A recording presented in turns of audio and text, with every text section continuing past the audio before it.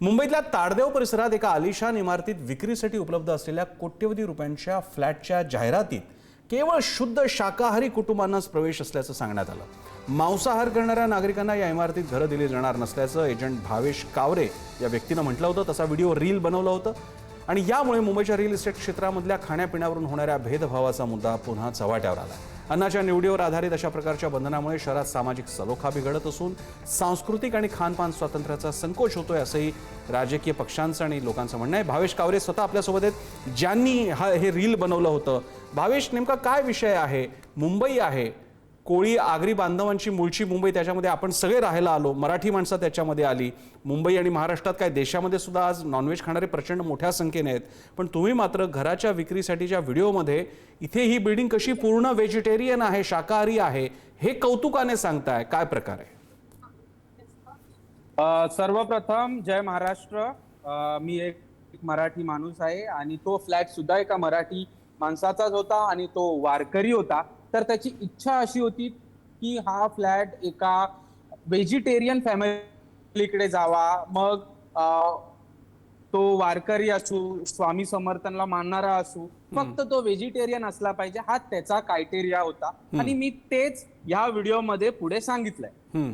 Fact हे आहे की तो फ्लॅट विकला पण गेला। सगळ्यात फास्ट विकला गेणारा फ्लॅट आहे आतापर्यंतचा तो माझा, आणि तो सुद्धा एका मराठी माणसाने घेतला जो स्वामी समर्थांना मानतो। आणि व्हेज नॉनव्हेज हा एक नको तो मुद्दा बनवला जातोय। बरं, मुंबईमध्ये मी मान्य करतो की 80% नॉन व्हेजिटेरियन असतील, पण ते 20% व्हेजिटेरियन कुठे गेले?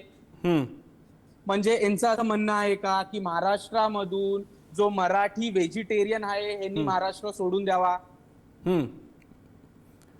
भावेश, तुम्ही फक्त त्या फ्लॅट बद्दल नाही बोलत होता, म्हणजे मला जेवढा व्हिडिओ कळला, तुम्ही दुरुस्त करा, त्याच्यात तुम्ही म्हणता ही अख्खी इमारतच, ही अख्खी बिल्डिंग कशी शाकाहारी आहे? माझा तुम्हाला प्रश्न आहे, शाकाहारी बिल्डिंग आहे, मांसाहारी बिल्डिंग आहे, ज्याने त्याने आपापल्या घरात काहीही खावं, तर मग काय प्रॉब्लेम आहे? शाकाहारी बिल्डिंग आहे, काय वैशिष्ट्य आहे?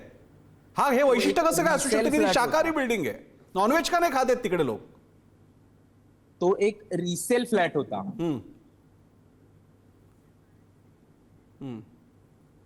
हो, बोला। तुम्ही म्हणालात की अख्खी इमारत व्हेजिटेरियन आहे, शाकाहारी आहे, हा काय प्रकार आहे? मी अख्ख्या इमारतीविषयी त्या व्हिडिओमध्ये बोललेलो नाहीये, मी फक्त त्या फ्लॅटचे डिस्क्रिप्शन दिलेलं आहे।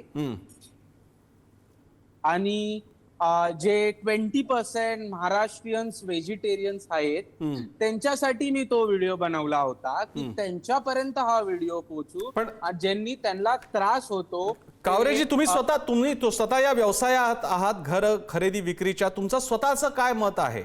व्हेजिटेरियन नॉन व्हेजिटेरियन या बाबतीत तुमचं काय मत आहे? बघा, व्हेजिटेरियन नॉन व्हेजिटेरियन हा एक आपला पर्सनल मुद्दा आहे। माझं स्वतःचं चिकनचं दुकान आहे आणि ते दुकानाला 40 वर्ष झालेली आहे। तर याचा मतलब हे नाहीये की मी दुसऱ्यावर। ठीक आहे भावेशजी, अपेक्षा आहे की एखाद्याची आवड व्यक्तिगत असेल तर हरकत नाही, मात्र व्हेजिटेरियनिझमचा टेररिझम मात्र मुंबई महाराष्ट्रात चालू द्यायला नकोय। अशा प्रकारे वातावरण बनवायला नको की आपले बांधव की जे नॉनव्हेज खातात त्यांना घरं मिळत नाहीयेत, पैसा आहे पण शाकाहारीच लोकांना दिला जाणार। हा व्हेजिटेरियनिझम, टेररिझम, शाकाहाराचा दहशतवाद, ही गोष्ट आपण खपवून घेता कामा नये। इच्छा असेल जरूर शाकाहार करा, पण शाकाहारी लोकांनाच इमारत दिली जाणार, शाकाहारी लोकांनाच घरं देण्यात येणार, इतरांनी अप्लाय करू नये, मराठी लोकांनी येऊ नये, या प्रकारामध्ये किमान मराठी माणसाचा तरी सहभाग नसावा अपेक्षा आहे। धन्यवाद पुढारी न्यूजशी बोलल्याबद्दल।